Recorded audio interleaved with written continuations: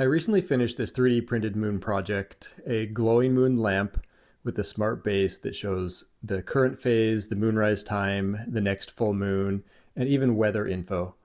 I wanted to share a behind the scenes look at how it all came together and some fun challenges along the way. The idea started one night when I was looking out my window and I saw the moon had just risen. It was so cool. Hang on, let me pan the camera over. You can kind of get a feel for it here. It was so cool to see it coming up.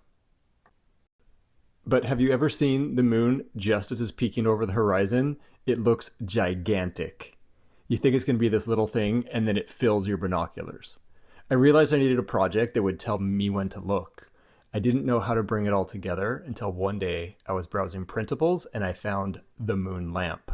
And then I knew I had the answer. That idea kicked off this project that combined 3D printing, CAD modeling, an e-ink display, some LEDs, and a microcontroller.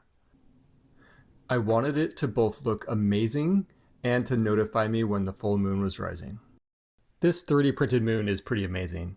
The moon is modeled with NASA data so that the outside is a correct interpretation of the craters and the surface of the moon. And then the thickness is related to how dark the moon is, so the shading matches the actual look of the moon. Okay, so next I wanted to show you this. The small e-ink display fits right under the moon and was a perfect way to unobtrusively convey the info I wanted. It was tricky to balance beauty and information density on the display. You know, part of me wanted it really minimalistic, but part of me wanted more data. So the result is a balance of the two. On the left, it shows the current moon phase, which was more complex than you might expect. I downloaded 8 NASA images of the moon and went through a process of resizing, posterizing, sharpening, and adjusting brightness and contrast, effectively making them look ugly on my monitor, but pretty good on the display. At the top of the display, it shows the cloud forecast for the next few nights, and then the big number in the center is tonight's moonrise time, and at the bottom is the next full moon date. The first time I tested the project, I realized I needed to add the azimuth, the compass direction where the moon will rise. That way I know exactly where to look on the horizon for the first magical moment.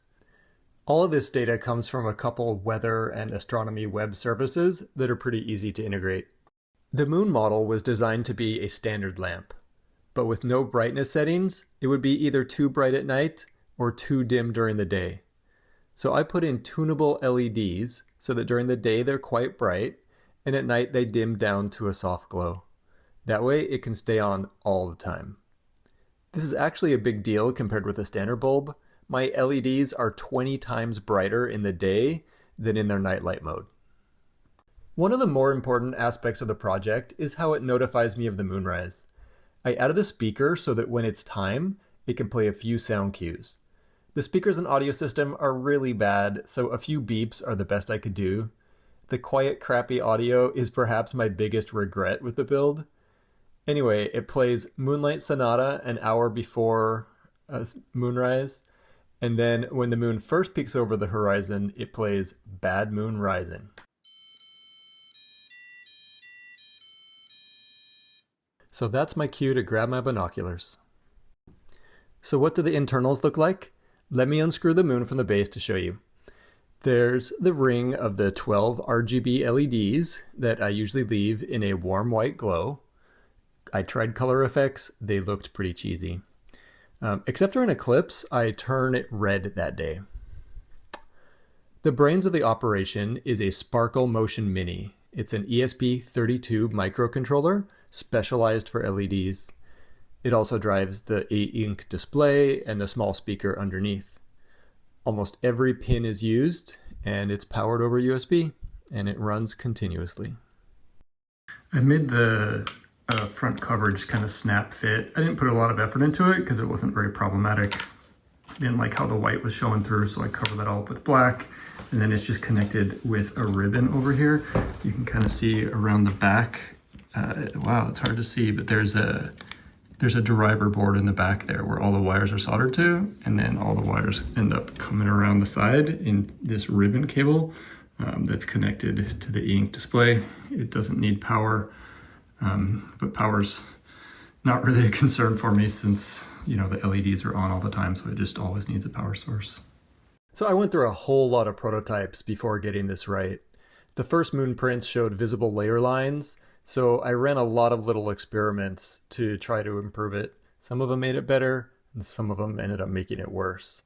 Eventually, by using a smaller layer height and a much slower speed, it came out smooth and detailed. It actually ended up taking 60 hours to print this. So it also took a few iterations to design the base. I found a mountain model online and I modified it in Fusion 360 to fit all the electronics. I tried both threaded and magnetic attachments for the moon, but I stuck with threads to not overcomplicate things. So after downloading the mountain base, I imported it into Fusion 360 to do the CAD work. It was mostly about carving out the sphere, adding the threads, positioning the display, mounting the hardware, and routing the wiring. For the code, I used the Arduino libraries because those are the only drivers that I had for using the eink.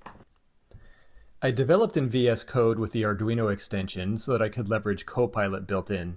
AI simplified a lot of the work, but made, of course, a lot of stupid mistakes that I corrected manually. Now the code mostly pulls data from APIs, updates the display, adjusts LED brightness based on the time of day and sunrise and sunset, and plays those little sound clips. So there were a lot of little adventures in writing this code, but I wanted to share one story with you. I found it funny how if you ask AI to code a song like this, it just makes up random notes. But I did find it really hard to get the right cadence of the Bad Moon Rising notes, even after checking the sheet music. So I resorted to using an online MIDI editor to match what the musicians had played. Check this out.